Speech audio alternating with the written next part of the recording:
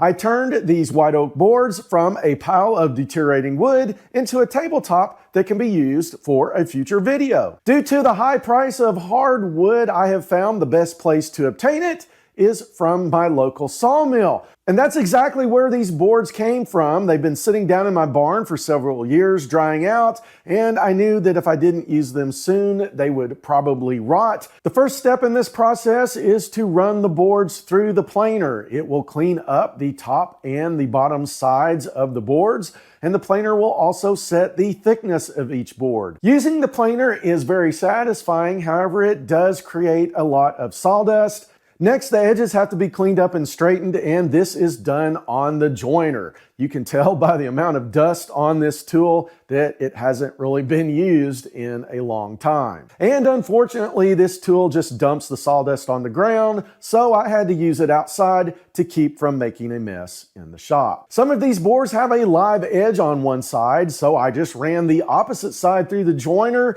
and ran that clean, straightened side of the board up against the table saw fence and removed the live edge. Now that the boards are prepared, a biscuit cutter is used to cut slots in the edges of the board. The biscuits are inserted into the slots, and this helps align the boards and keep everything in place during glue up. Once the glue is dry, the next step is to cut off the ends and get them to their final dimensions. And once that is done, I like to go over the entire tabletop with a belt sander and 80 grit sandpaper. This will get rid of any of the edges in between the boards that didn't line up perfect during the glue up. And then I like to work my way up from that 80 grit sandpaper all the way up to 220 using a palm sander. And then finally, we've got a gorgeous white oak tabletop that can be used in a future project. And yes, there are knots and defects in these boards, and I actually like the way that this looks because I'm going to build some industrial type furniture with this,